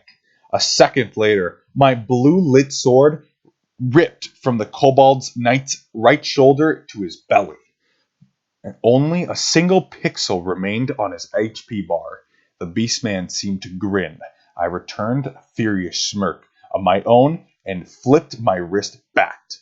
Ah! I raised my sword with a soul-shattering roar. The blade, pitted here and there after the fierce ordeal, tore upward to Ilfang's left shoulder to complete a V shape, a 2-part swords combo. Vertical arc. The kobold great former suddenly shuddered weakly and faltered backward. His wolf-like face turned up to the ceiling and emitted a kneeling wail. Countless tiny cracks appeared all over his body. His grip loosened and the katana clattered to the floor.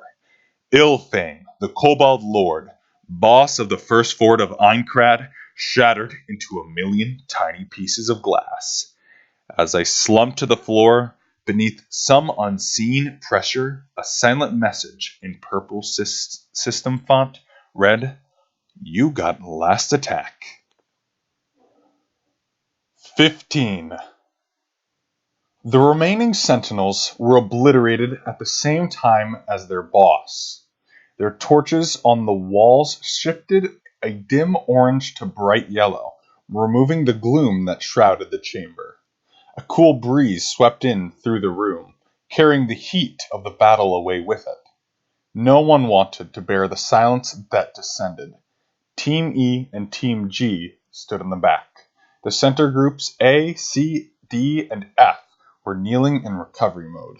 And Agile's team B, the last line tank defense, sat on the floor, all staring around warily. It was as though they were all afraid the Beast Lord might come back to life at any moment. Even I was dead still, my sword still raised at the end of the final slash. Was it truly the end? Or would there be another surprise, another alteration from the beta?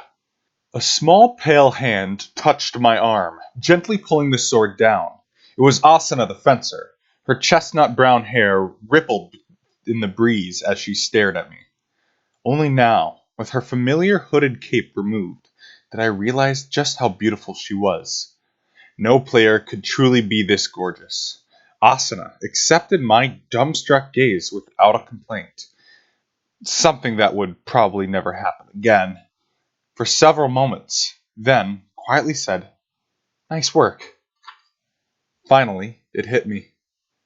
It was over. We'd finally removed the barrier that might have trapped 8,000 players on the first floor forever. As though the game was waiting for me to make the realization, a new message suddenly popped up into existence. Experience gain, coal distributed, and loot. The faces of the other members finally returned to normal as they received the same message. A rousing cheer broke the silence. Some roared with their fists in the air. Some hugged their partners. Some did absurd dances. Amid the storm of celebration, one man stood up and approached. It was Agile. "That was brilliant command, and even better than your swordsmanship. Congratulations, this victory belongs to you." I couldn't help but notice that he spoke the word "congratulations" in English with a perfect intonation. The big man grinned widely and extended a thick fist. I thought about how to respond to this, and sadly couldn't come up with anything better than a muttered, "Nah." I lifted my own fist to at least give him a bump when someone bellowed me behind. "Why?" The entire room fell silent again at the antagonized, tearful shriek. I tore my gaze away from Asuna and Agile to look at the man with a light armor and a scimitar. I didn't recognize him at first, but when the next words poured from his twisted lips, I finally understood. "Why did you abandon Diavel to die?" He was from Team C, one of the perished knight's Diavel's friends. Behind him, the other four members were standing, and their faces were red and miserable. Some were even crying. "Abandon? You know what you did. You knew the moves that the boss was using. If you would have told us that information to start with, Diavel wouldn't have died." The other raid members stirred at these words, murmuring among themselves. "Now that you mention it, how did he know? That stuff wasn't in the strategy guide." To my surprise, Kabao did not follow up these suspicions. He was standing to the side, his lips firmly closed, as though grappling with indecision. Instead, another member of Team E stepped forward and jabbed an accusing finger at me. I know the truth. He's a beta tester. That's how he knew the boss's patterns. He knows all the best quests and hunting grounds. He's hiding them from us." There was no surprise on their faces of Team C. I doubted Diavel had told them himself. He would not bring up the topic in the beta test on his own, as he was hiding his involvement in it. But they no doubt all had the same suspicion when I identified those katana skills. The scimitar's man's eyes boiled over with hatred, and he prepared to level another accusation at my feet when a mace warrior in Agile's tank party raised a hand and spoke calmly. "But the strategy guide we got yesterday said it was based on the boss's attack patterns in the beta. If he was really a beta tester, wouldn't it all his knowledge be based on what we learned from that?" "Well," the scimitar wielder pressed in anger, speaking for the rest of his teammates, "that strategy guide was all fake. Argo sold us a bunch of lies. She's a former beta tester too. There's no way she'd give away the truth for free." Uh-oh, this was heading in a bad direction. I held my breath. I could take whatever criticism was directed in my way, but we had to avoid an outright witch hunt of Argo and the other beta testers. But how to prevent their hatred from running out of control? I looked down at the dark floor, where the system messages hanging in view came into sharper relief. My experience, coal, and items. An idea abruptly popped into my head, followed by a terrible indecision. If I made this choice, there was no telling what might happen to me. I might even be assassinated, as I once feared. But at the very least, it might redirect the anger away from Argo. Agile and Asuna had finally heard enough. They spoke up simultaneously. Listen. Oh, come on! I cut them off with a gesture and stepped forward, assuming an arrogant look and staring coldly into the scimitar wielder's eyes. I slumped my shoulders and spoke in an as emotionless voice as I could manage. A former beta tester? Please, don't treat me like one of those amateurs. What? Think back. The odds were stacked against anyone trying to get into the SAO closed beta. How many of those thousands who made it in do you think were in the true MMO fans? They were all noobs who barely understood how to level. You guys are way smarter about this game than they ever were. 42 players silently took in my disdainful words. There was a chill in the air, an unseen blade that traced the skin just as it did before we attacked the boss. But I'm not like them. I grinned snidely. I made it to a floor that no one else in the beta reached. I knew the boss's katana attacks because I'd fought mobs on the way to the higher floor, who used the same moves. I know plenty about this game, way more than Argo. What do you mean? Rasped the man from Team E who had first labeled me as a beta tester. You're worse than a beta tester. You're a cheater. Calls of a cheater and beta cheater rang out from me. Eventually, they blended together into a strange new word. Beater. A beater. I like the sound of that, I proclaimed loudly for the entire group to hear, fixing them all with a level stare. That's right, I'm a beater. And don't you ever insult my skill by calling me a forma tester. It was for the best. Now, the 400 to 500 beta testers still out there in the game could be broadly divided into two categories.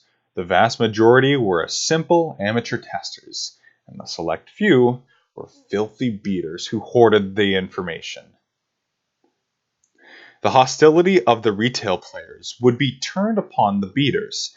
Anyone being outed as a beta tester wouldn't necessarily have to be afraid of retribution. In exchange, I'd never been invited to join any front-running guilds or parties. But that was no different from the way I was already played. I'd been a solo player, and I would continue to be one. It was that simple. I looked away from the pale-faced scimitar wielder and the others from Team E and C, opened my player window, and fiddled with my equipment mannequin. Instead of the familiar old gray leather coat, I put on the new, unique armor I just received from the boss. The Coat of Midnight. Tiny lights covered my chest, and the faded old gray coat materialized into a sleek, black leather. It was a long cloak, too. The hem hung down below my knees. With a flourish of my new coat, I spun around and faced the small group at the back of the boss chamber. I'll go activate the teleport gate on the second floor. There's a bit of a hike, though, the wilderness to reach the main city once you exit above, so you can tag along, if you're not afraid of being slaughtered by unfamiliar mobs. Agile and Asuna gave me appraising looks as they strode forward. Their eyes said that they knew what I was doing. That, at least, was some small comfort. I gave them a hint of a smile, and picked up my pace, and pushed open the door on the back wall behind me to the empty throne. At the top of a narrow spiraling staircase, there was another door. I opened it gently, and was met by a stunning sight. The door opened directly from the middle of a sheer cliff, with a narrow terrace-style downward staircase carved out of the rock to the left. For the moment, I simply drank in the sight of the second floor. Unlike the varied terrain of the first boss, the second was a series of rocky mesas from end to end. The upper areas of the mountains were covered in a soft green grasses, grazing land for the large cattle monsters. Urbus. The main town on the second floor was carved directly into the top of one of those mesas. All I had to do was descend these stairs, walk half a mile to reach Urbus, then touch the teleport gate in the center of the city to activate it. At that point, it would be connected to the teleporter in the town of beginnings below, and anyone could travel between the two. If I actually did die on the short journey, or just sat here and did nothing, the teleporter would activate automatically anyway, 2 hours after the boss's destruction. But word had no doubt spread to the town of beginnings about today's attempt on the boss, and I could imagine a crowd of players standing in the town center, waiting for the moment that blue warp gate appeared. I wanted to go to Urbis and open it for them. But I had the right to stop and enjoy the scenery for a minute first. I walked forward and sat down at the edge of the terrace and carved out the rock face. Beyond the many craggy mountains was a tiny sliver of blue sky out at the outer perimeter of Aincrad. How many minutes did I sit there? Eventually, I heard petite footsteps coming up the spiral staircase behind me. I didn't turn around. The owner of the footsteps reached the door and stopped, then sighed and came to sit next to me. "I told you not to come," I muttered. She looked affronted. "No, you didn't. You said to tag along if I wasn't afraid of dying." "Oh, right. Sorry." I ducked my head in embarrassment and glanced over to Asuna, whose face was beautiful from any angle. Her light brown eyes looked back at me briefly, and then returned to the scenery below. She exhaled and said, "It's so pretty." After a minute of silence, she spoke again. "I have a message from Agil and Cabal." "Oh, what did they say?" "Agil said we should tackle the second floor boss too. And Cabal said," she cleared her throat, expression serious, and clumsily attempted to recreate Kansai's accent. "You saved my ass this time, but I still can't get along with you. I'm gonna do things on my own way to beat the game. You hear?" "I see." The words echoed in my head a few times. Eventually, Asuna coughed again and pointedly turned her head away. "Also, I have a message from me." Yes?" "You called out my name during the battle." It took me a moment to remember. Yes, perhaps I had given her an order directly by name. "Sorry, I didn't mean to disrespect you, if that's what you think. Or, did I pronounce it wrong?" Now it was Asuna's turn to look skeptical. "Pronounce it wrong? How did you even know it in the first place? I never told you my name, nor did you tell me yours." "Huh?" I yelled. What did she mean? We were registered in a party, so there was 2 HP bars in the upper left of my vision. Beneath the lower 2, how was this label reading? Asuna.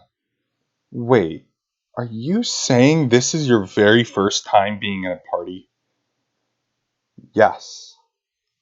I see. I reached up with my right hand and pointed out to the left side of Asuna's face. Do you see the extra HP bar over here? In addition to your own, is anything written beneath it? Asuna turned her head, so I reached out and stopped it with my fingers. No, if you turn your face, the readouts will move with it. Keep your head still and look to your left. Like this?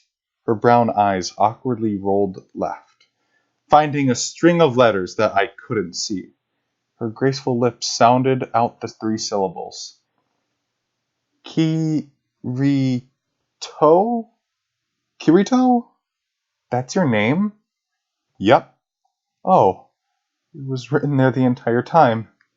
Suddenly, Asuna twitched in surprise, and I realized I'd been holding my hand to her cheek for several seconds, almost as though I was initiating the motion for a skill. I pulled my hands back so fast, they almost made a zooming sound. After a few seconds, I thought I heard a soft giggle. Was she laughing? Arsenal, the Kobold Overkiller, master of the perfect linear thrust. That was a sight I wanted to see, but I resisted the urge to turn. The laughing ended all too soon, and she followed the soft statement. Actually, Kirito, I came up here to thank you. For the cream and bread and the bath? I asked without thinking. She denied it in a mildly terrifying way, then gave it something as some thought, and agreed that they were part of it. It's for, it's for a lot of things. Thanks for everything. I think I finally found something here that I want to do. A goal I want to reach. Oh, and what's that? I glanced at her. Asuna grinned for just an instant. It's a secret.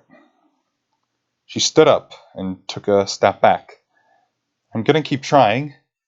I'll try to survive to be stronger until I can reach that place I want to be. I nodded without turning around. I know. You can be stronger. Not just in terms of your fighting skill, but in much more important personal sense. So take it from me. If someone you trust invites you to a guild, do not turn them down. There is an absolute limit to what you can accomplish playing solo. For several seconds, the only sound was Asuna breathing. When she did speak, it was not what I expected to hear. The next time we meet, tell me how you took me out of that labyrinth. Sure.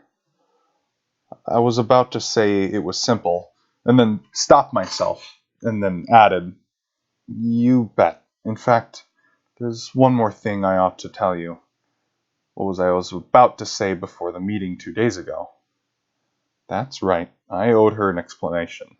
She ought to know that the deaths of 2,000 in terrible despair were at least in my part responsibility for being self-interested beta tester, a beater. But just as I was about to tell her this, Asuna waved it aside. It's fine.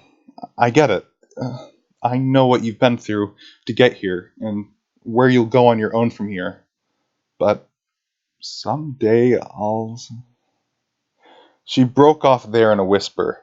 After a brief silence, her voice was calm but firm. See you around, Kirito. There was a creak of a door opening. Footsteps. The thump of it closing. I stayed, sitting at the edge of the terrace, jetting from the mountains until sensory information of Asuna's scent disappeared from the virtual air. I tried to figure out what she meant, but decided I didn't need to know that right now. With a deep breath, I got to my feet, looked at the door Asuna had just passed through, then turned and started descending the steps. As they wound down to the side of the slope, I found myself counting the stairs. Every 48 steps, they turned back the other way in a zigzag pattern. Eventually, the meaning behind it that became clear. 48, 6 times 8. The number of people in a full party raid. If we'd had a full complement and beaten the boss without any fatalities, we could have filled an entire flight from landing to landing with a step for each member. I doubted the designer of this feature. Imagine just a single player descending these steps. The path seemed to be foretelling my travels ahead. Looking forward or back, there was not a soul in sight. I walked on, down and down, entirely alone. But after the umpteenth landing and the endless staircase, I noticed a small envelope icon flashing in the right side of my view. It was a friend message, a form of communication that could bridge any floor of Aincrad. There were only 2 players in my friends list, my friend Klein and Argo the Rat. I opened the message to discover it was from the latter. Sounds like you really put you through the ringer, key boy, it said. I marveled at how fast she worked. I scrolled down to read more, but the message was very short. I'll make it up to you by giving you any single piece of info in the house. Oh? I grinned devilishly, and popped up the hollow keyboard as I continued walking down the steps, typing my reply. Why the whiskers? I hit the send button, smiled again, and then finally set foot on the soil of the second floor of Aincrad and started walking in the direction of Urbis.